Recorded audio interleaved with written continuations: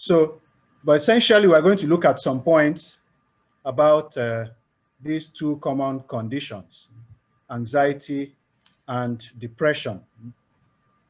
Essentially, as Father Insa did, he had like a general categorization of different forms of mental disorders. Yeah, the psychosis, as you mentioned, those the conditions where someone is a bit disconnected from reality. Neurosis, okay, the person is more in contact with reality. Personality disorders, the ones spoken about last week. And then others, there are other forms of psychiatric ailments that, okay, maybe it's beyond the scope of this class, but it's good that we know things like, for instance, impulse control disorders, addictions, and so on, substance abuse, all those still come under mental disorders. Now, these neurotic conditions, they are also, we have two forms of classification, really. One is the DSM of the American Psychiatric Association, and then the one of the World Health Organization. So the classification is slightly different in both. But in any case, mood disorders usually have to do more with things like depression, compulsive, obsessive compulsive disorders, and so on. Now, neurotic are more like anxieties. But in any case, for the purpose of this class, we are putting them together because towards the end, we want to look at common ways to tackle the issue, especially at the preventive stages, at the early stages. Okay, so in these conditions, both in anxiety and depression, essentially there are, these are responses or reactions, feelings that everyone typically has. Everyone has it, so it's normal. But then the problem is that the scale in which it's felt in someone that has anxiety or someone that has depression is particularly intense or particularly persistent. And because of that, begins to affect the person's normal functioning, the person's day-to-day activities. And that's where the pathology, the problem now begins to, the situation becomes a problem.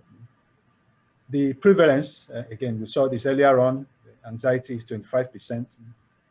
Now, just to give an idea, I mean, 25% means out of every 4 persons, 1 would have an anxiety disorder.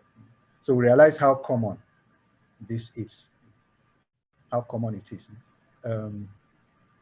We know, okay, with COVID, even things also changed a bit in terms of the prevalence grew in several places. And these are studies that there was a study published in May this year in Nature, and it showed a rise. It was a study that looked at several studies carried out in different countries of the world during the COVID period, or during, let's say, at the peak of the COVID period, because we're still in that era. And then comparing it to the pre-COVID levels. Now, there are 2 kinds of prevalence, also just to make a quick note here. We have the lifetime prevalence and then point prevalence. Point prevalence, which is actually the one we see on the chart here. Point prevalence is at this point in time, if we take a survey now, how many people would we say, or what proportion of people would we say what proportion has anxiety, what proportion has depression? So that's point prevalence. As opposed to lifetime prevalence, which is at this point in time, how many people have had it, even those that have recovered, everybody, just counting everyone. So that's like lifetime prevalence. And that's why usually, of course, point prevalence is lower, typically lower than lifetime prevalence. But in any case, we see that really we're talking about common conditions here, quite common. And because of that, really, I think what I would want to emphasize throughout this session is that something as common as these conditions, it means there's no basis for any form of stigma. I mean, it's so normal. Imagine a center, for example, that has, let's say, 10 people living there. On the average, it means 2 people have anxiety, one will have depression, more or less. So we are talking about, well, a condition that is so common that we are is staring us in the face on a daily basis. So there's no basis for any form of stigma, and therefore it requires a lot of understanding and empathy on the part of everyone. You know, I have this WhatsApp group of my classmates in medical school, and just yesterday, precisely, I was looking at. No, I don't open it so often, so I saw so many posts there. But then I was so busy, I couldn't look at it yesterday. So today, this morning, I was looking through it, and then I saw that one of or rather, the discussion somehow went towards mental disorders. It's very coincidental for some reason. And then a psychiatrist in the group, someone like a psychiatrist, is now in Scotland, and he was explaining how one of the biggest issues they face as practicing psychiatrists. I'm not a psychiatrist, but then he commenting this, he says that one of the biggest issues they face is that of stigma. And then not only stigma of the sufferers, those suffering from these conditions, but also stigma of the practitioners, they themselves. So he, as a psychiatrist, he has kind of felt a bit in the midst of colleagues, they look at him somehow or think about him somehow. And even, for example, during residency training and so on, the way that other specialists speak about psychiatry as a discipline tends to discourage medical students from going into psychiatry. So this was what he just put it there. And then since the time he posted this last night, the group has been silent. Everybody kind of, in a way, we all recognize our guilt in one form or another. But there's no doubt that there is a lot of stigma. And in fact, it would have been nice if this session were actually given by a psychiatrist. But maybe next time we'll try to arrange that, because I think it's a good way for us to see that even psychiatrists are normal people. Because one of the rumors going around when you were in medical school was that, well, if you go into psychiatry, you yourself will begin to think like, in quote, a madman. But then we know that all these things are totally just have no basis, but they have their own influence. So the issue of stigma, I think that's one area we need to keep on seeing how to resolve, how to tackle, so that people feel comfortable going to a psychiatrist. Just like in the same way in which you go for a medical checkup, one can wake up and say, okay, I want to check my mental health status. And I'm happy that last week, Father Insa in his session brought up this, the possibility of mental health checkups. And yeah, of course, it has to be with a good, trusted psychiatrist. And yes, we are making efforts to get to know reliable psychiatrists around. Here in Enugu, in Niger Foundation, we now have somebody, a psychiatrist that comes on some specific days, someone that is quite trustworthy, quite close to the work as well, and okay, someone that one can easily go to approach for this set of issues of mental health. But I think we have to get to that level where we begin to see mental health as one more aspect of health. And we're going to see later on why this is important. Now, these different emotional states, again, Father Insa mentioned in his video, they are normal. All of us have felt some kind of tension when we have a deadline. We have to submit a proposal for a project tomorrow. Of course, today you're tense. You're almost not yourself. If you're having lunch, you're a bit on edge and so on. But that's very normal. Some form of stress. Even some persons that tend to have elevated idle speed, and idle speed in the sense of, imagine like a car, when you put on the car, it has the basic idle revolution speed.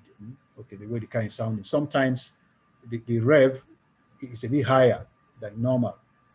Okay, so there are people like that their idle speed is elevated. Okay, no problem. All these are like normal emotional states.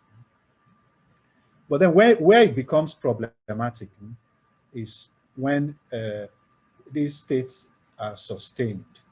So a state of tension that is prolonged over time, or that is so intense that the person practically cannot do anything else.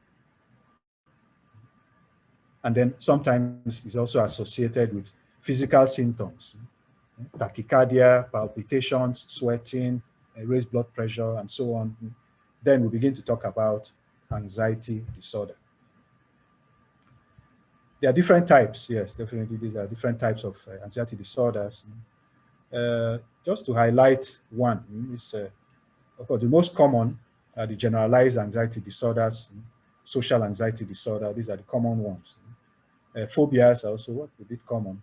Now, the PTSD, well, it's not as common, obviously, as generalized anxiety disorder, but it's good to, well, to keep it at the back of the mind, because there it is, it lends itself to a specific cause. In this one, we can practically touch, we know where the problem started from, a particular episode, a traumatic event, an accident, an encounter, physical abuse, whatever it is. So these forms of things have their leave marks, and at times it could be in this form of PTSD. Now, those are anxiety disorders. Now, on the side of depression, depressive disorders, again, there are normal emotional states that are on the low side of mood. When someone's mood is down, you're feeling sad, a bit helpless.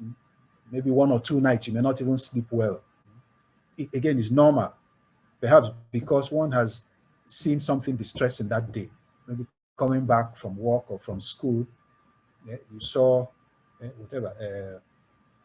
Maybe you saw these street kids begging for money, and then, okay, you gave them some money and went. But then within you, you are feeling, well, these kids should be in school, their future will be in danger. So somehow you are saddened. But then you can't do anything about it. So that night you don't sleep well. Maybe the following day, perhaps you don't. Okay. So those those kinds of things could happen. Bereavement is also one of them. Bereavement, that's also something that could lead one feeling down, and other things like that. All these are normal. Now, they become problematic, pathological, when they persist for weeks and for months. So much so that that person begins to lose interest in normal activities, at times associated with lack of energy, tiredness, slowness in thinking, in speaking, and even at times even in moving, body movements.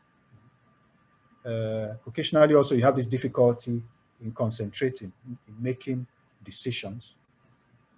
And then tendency to isolate oneself also one is noticed in this.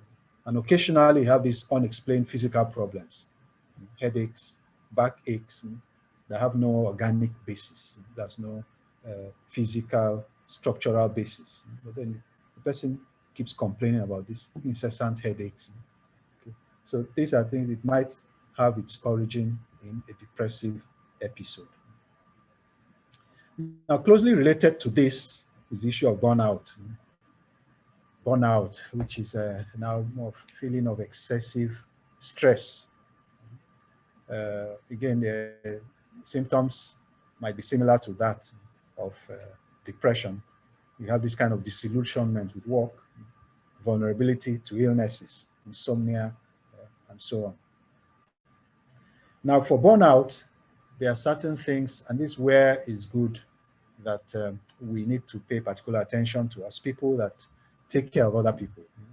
We have to take care of younger numeraries, supernumeraries, other people, and it's important that we pay attention to things like this, kind of workload, and then the work environment of the person, whether it's toxic, how congenial is it, the work-life balance, yeah, to see if there's any imbalance there. And then, as Father Insa rightly noted, it's more common in service professions. So, okay, those in the medical field, they are prone, those in the security forces, and so on. Teachers, those in teaching professions, university professors, these are people that are particularly prone, particularly at risk for burnout. And then it's good to keep in mind the issue of age.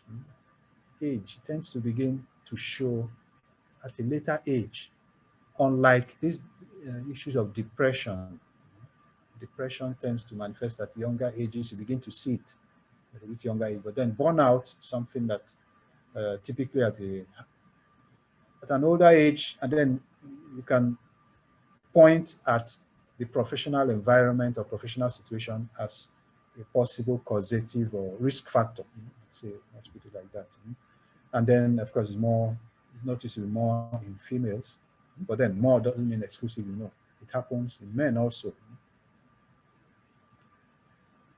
Okay, now to measures that one can take, and I think these are the interesting aspects of all these discussions is what can one do, especially in the house, at home, what can one begin to do even before these problems manifest?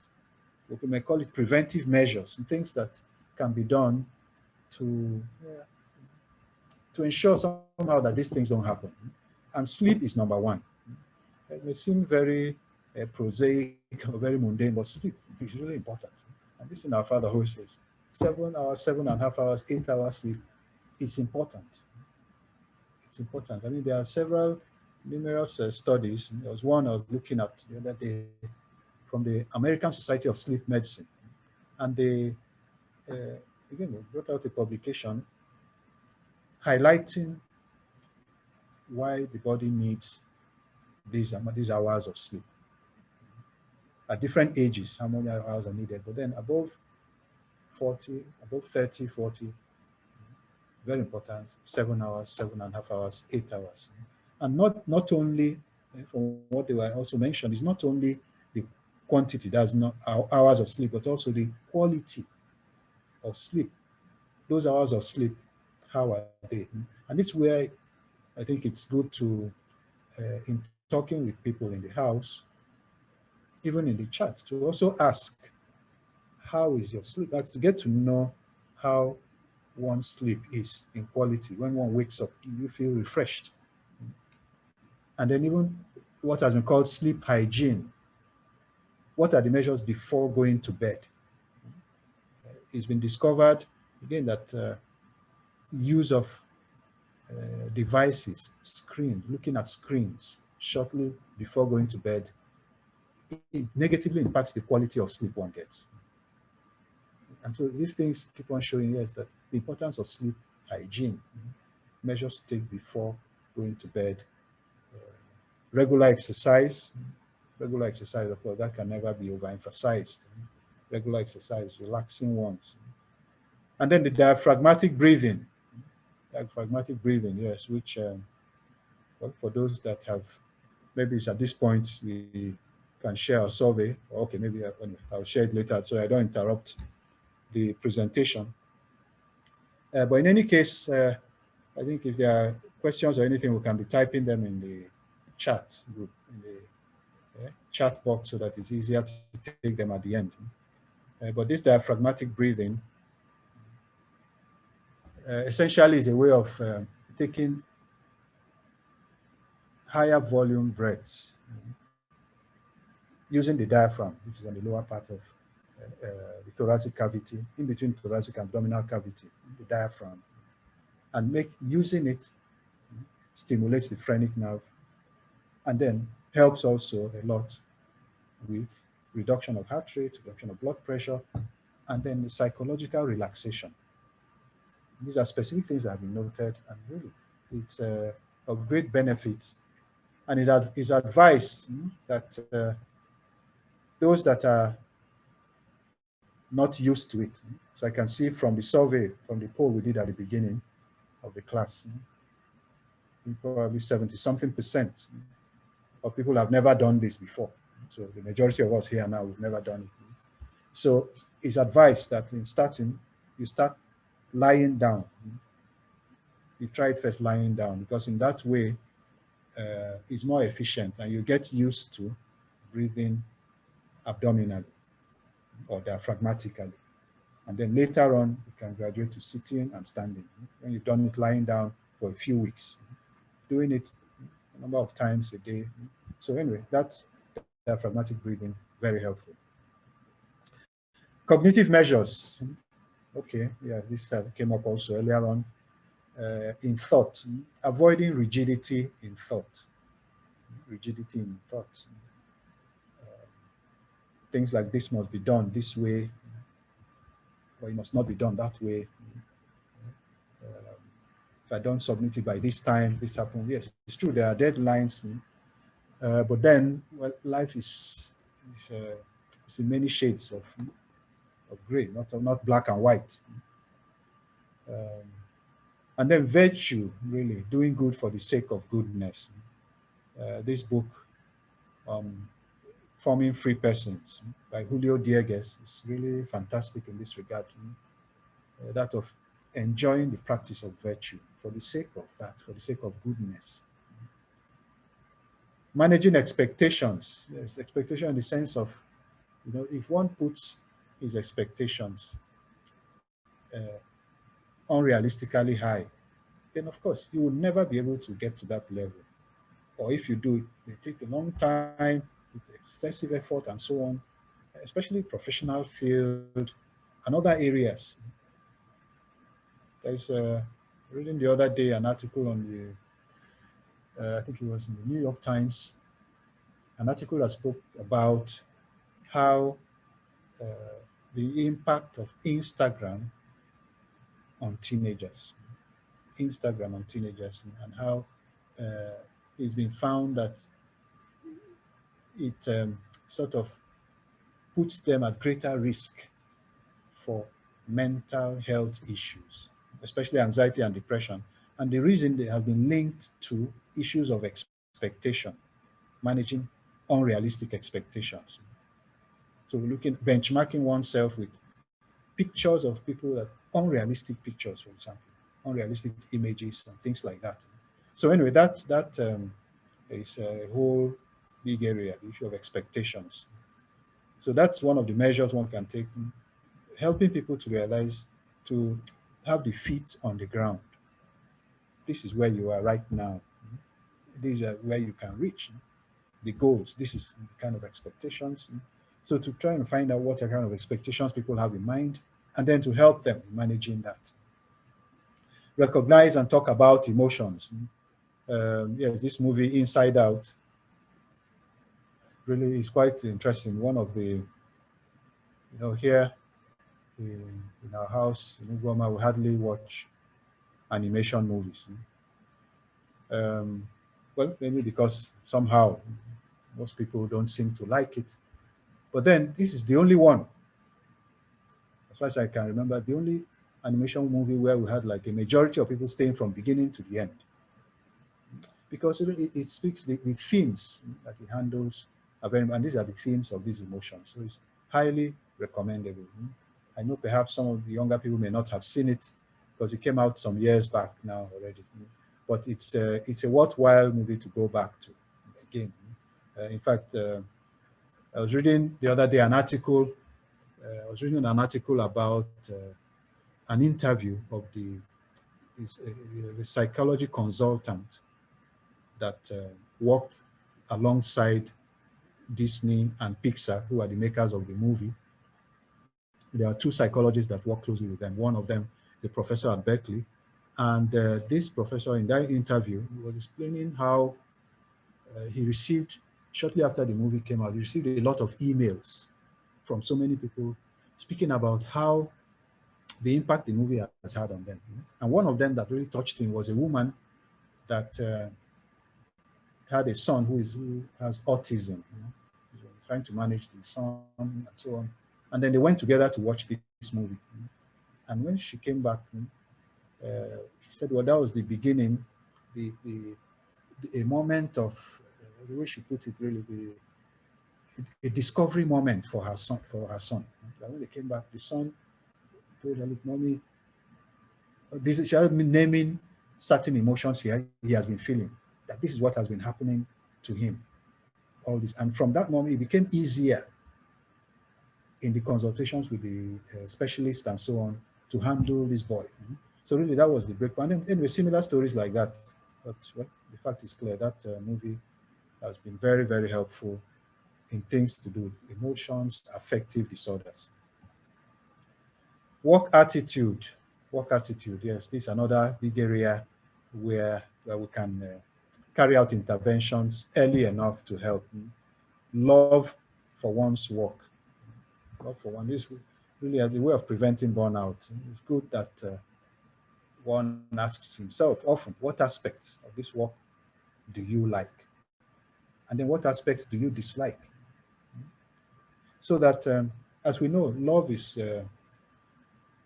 not blind. Love is something of the will. We can gradually get ourselves to begin to enjoy, just like in the practice of virtues, begin to enjoy the practice of virtue. Again, aspect of our work. There are some aspects we like, yes, and then to look at those aspects that rub us on the negative side. What can we do to begin to bring them to more to the positive side? And these are all aspects of emotional intelligence that somehow turns out very, very helpful in the aspect of work hygiene. Living in the present moment, living in the present moment. And then the issue of to-do lists. Yes, it's clear that to-do lists was made for man, not man for the lists. The lists are made for man, so we use them.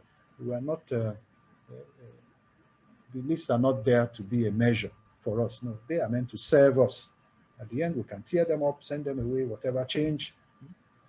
And then, of course, delegation, delegating effectively, then watching out for sustained stress. Sustained stress. Those that are in the house, our brothers, sustained stress at work. So that if necessary, we can advise a change in job. Yes, it's an extreme measure, obviously, but there are other things to do before it gets to that stage. Rest is one of those things that need to be done. Yes, rest. Resting with others. I think Father Insa emphasized this, especially in offline activities. Offline activities. And this is an area we need to keep on emphasizing because yeah, we're being bombarded with a lot of online possibilities and they keep multiplying by the day. So it's important really to bring back, well, let me not say bring back because it will sound as if one is being retrogressive, but rather fostering or highlighting the importance of activities that bring people together, that foster family life. Even games like, for example, card games, Scrabble, board games, things that bring people together. So these forms of offline activities are always they are very helpful, very salutary. I remember last year at the peak of the lockdown, the COVID, my niece, I have a niece in Lagos who is maybe, I think was 13 or 14 at that time. And she was telling me in one of these phone conversations that this period she had learned how to cook during COVID, because now they were locked at home for several weeks, months even, and with the parents and so on. And she has now learned how to cook.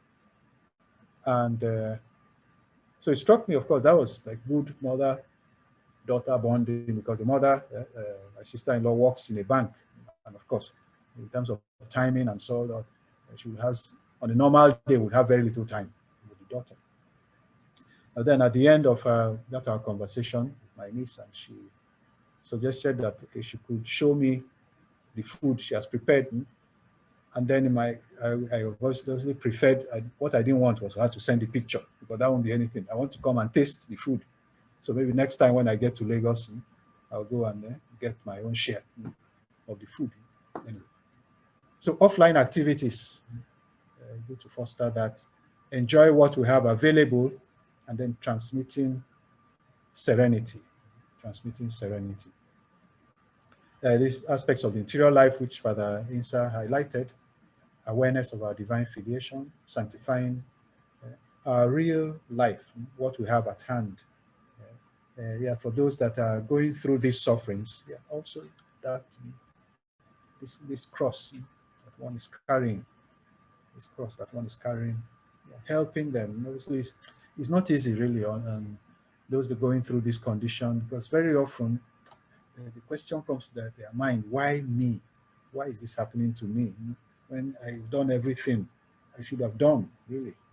a lot of, let's say, self-questioning. What did I do wrong in the past, and so on.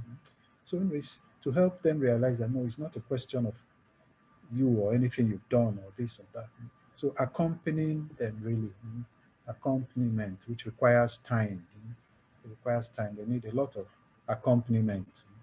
Of course, looking at the crucifix, apostolic intentions. Then empathy, going back to what we mentioned at the beginning. They need a lot of empathy, affection, time, active listening. Yeah, and it's where really we realize that we're a family. And one of the things that characterizes a family is being ready to, in quote, waste time with others. And in this particular case, even someone that is going through a period of distress. And so that spending time with people, quality time, which means active listening, understanding their situation.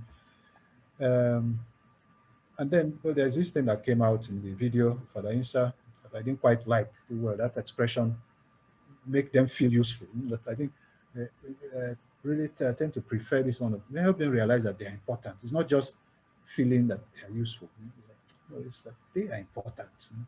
They are, these brothers, they are important. There are things they can do. They must do themselves. But that can only happen if we are with them side by side in a collaborative tone, helping them set goals, small goals, giving them hope, walking that path with them. Okay, I think I'll leave it here.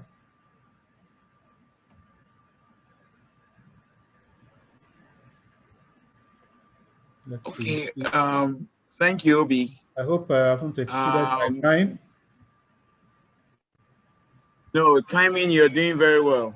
Okay. Great. So all we have in the chat box are comments. Okay. I have a question. Prof, please go ahead.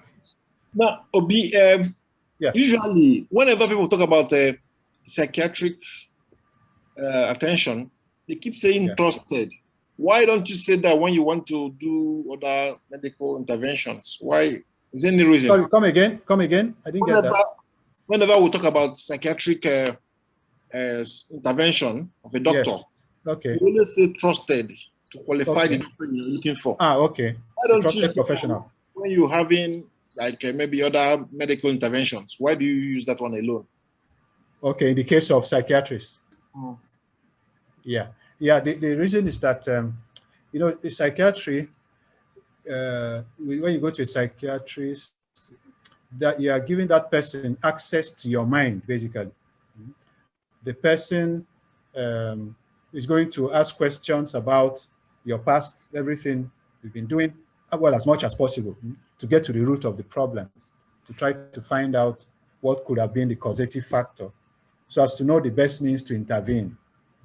And so in that whole process of trying to ascertain the source of the problem, and then also in recommending, let's say, a solution, recommending a therapy. Now, the key thing is let him not lead the person astray, especially in things to do, because now we are talking about people that have a normal, let's say, they are trying to draw close to God. They have an interior life. They have a life of prayer. And of course, for our brothers, that's like the main thing, the most important thing. Now, what you don't want is a professional that could tell him, for example, just to give an example, that will tell him, okay, look, what you need is stop going to Mass for 2 weeks. Just stay in your room. Now, we know that that would not lead him anywhere. Even though for that professional, he might think that, look, he has done a similar intervention, maybe not with the Mass, telling the person, stop all your activity for 2 weeks. Do nothing, stay in your house, eat, sleep, this and that. And then that for that professional, he has seen that it has helped the patient to improve. But then the person improved not because he stopped going to Mass. No, but because of the person has had like a period of detoxification from normal activities. Okay, so what we need to do is, for a professional that doesn't realize the importance of the Mass, for example, or receiving Holy Communion regularly for that person, then obviously the person will not understand why this person wants to go to Mass every day. He will tell him, okay, well, I go only on Sunday. So what you want, that's why it's good to have a trusted, that's why, in that sense, a trusted psychiatrist, someone that understands that this person, his interior life is part of his life too. It's part of what gives meaning to him, meaning and purpose to his existence. So that's why many times you would prefer, it's preferable to get a psychiatrist that at least understands a bit about the commitments of that person, the commitments in the work. So if it's someone, a psychiatrist that even knows what it means to be a numerary, for example, it's only someone that understands a bit that, then that's why it's someone like that will now know, okay, that's why this person, okay, does so and so and so, okay, he understands. So these are the reasons, the things that lead one to emphasize a lot on a trusted, professional, a trusted psychiatrist, so that one doesn't bring up other problems in trying to solve one, entering another area. Okay, thank you. All right, you're welcome. Okay, thank you. So I have a question. Other questions we have? Okay, good. Go ahead. Is that Arinze? Yes, Arinze speaking. Okay. So, Arinze, my neighbor. Go ahead, please. So, Obi, thanks for the talk. So, one thing that you mentioned clearly was this thing of having a bit of people are afraid to talk about this kind of things, right? So, afraid, you don't, yeah. Yes, okay. are afraid to talk about these things, and then once people get to know that you have a bit of a mental problem, they seem to be ostracizing you, right? Now, I mean, I don't know whether you could share with us your experience regarding bringing up this kind of issues with supernumeraries, right? Because especially here, where you have a lot of pressure in order to succeed in life, and also pressure to put food on the table. Okay. Yeah. So, and not just is it happening with supernumeraries, could also happen with numeraries, right? So that there's a lot of pressure that the secretary is chasing after you to bring money into the house, and you're telling the person that I can't find any job, but the secretary says, sorry, go out, so we need to survive, right? Yeah. And you also see that also in the sense of not just with the centers, but also when you're going for annual course or going for a retreat. Okay, you can have supernumeraries that tell you, I don't have money to go for these things. And then you're pushing the person, you need to go. Commissioner is saying, it needs to go. And then the man is telling you, see, I don't have a job. I'm looking for a job, right? And the same thing also numeraries. And then you see the list, maybe, I mean, the amount you need to pay if you're going to a Roto or a Wolo. And then you start telling yourself, okay, all right, so where do we get this money from? So all these things are the added pressure that can actually lead somebody to the other extreme of being stressed. Yeah. So maybe if you could share with us your experience on how these things can be mitigated, because these are realities, right, that we're living with. Yeah. Okay. No, thank you. I think that's a very good one. It's a reality. It's staring us in the face. These the pressures, the pressures that have been coming up, and we see that in all these studies that people have been doing, even in just prevalence studies of these conditions in the environment, that is common. It's common, and just in fact, yesterday afternoon, no evening, I was speaking with a psychiatrist on phone. I was asking, there was something I needed to ask him, and then he now mentioned that, look, these conditions are getting more and more common, especially these two, anxiety and depression. And unfortunately, see, the thing is, okay, even the psychiatrists, there are so few in the country. There are very few. Again, part of it is the stigma that people don't even want to go into that discipline or are reluctant. So I think the fact that what you mentioned, yes, pressures, financial pressures are part of it. Well, I think this is where, as people who have to take care of others, the issue of understanding, empathy, these three aspects we brought up at the beginning: destigmatize, understand, empathize. that is realizing that people are going through a lot of issues, and what is needed now is not rigidity. To say, okay, look, if you don't go this year, that's the end. So that kind of this or that. If you don't do this, then that, or if you don't. So being a bit being flexible, and it's good really. For instance, these different options in terms of, let's say, specifically supernumeraries and means of formation, options that are now being available, like non-residential retreats, non-residential workshops, online workshops, and so on. Okay, these are things that help to relieve a bit the pressure.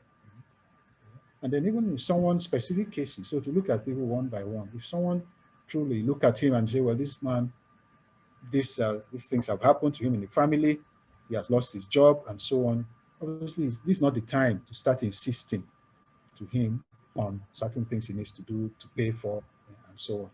So I think a lot of things come down to that issue of empathy and understanding. And then the aspect of stigma, I think it's a battle. Stigma is something that is not removed in a day. It's not there. Even other aspects of health that carry stigma with them. For instance, HIV. They tell you someone has HIV, you feel already certain things begin to cross your mind. I remember a child, someone that was about 7 years old when I was still at Luth, that we were managing him at that time, and he came out to be HIV positive. And I remember really initially they thought, so one was wondering how come. I mean, that was the initial thing, a child like this. But then you now realize that, well, this person, the source of infection was a blood transfusion in the past. You start going through the family and then you realize, okay. So that issue of not being judgmental on people, and that's a big part of destigmatization. So it's an ongoing battle, which I would even put it here. I think those that will fight that battle are here in this particular session, at this campaign to remove the stigma associated with these conditions. So it's talking about it openly in the chat, especially talking about it in the chat, listening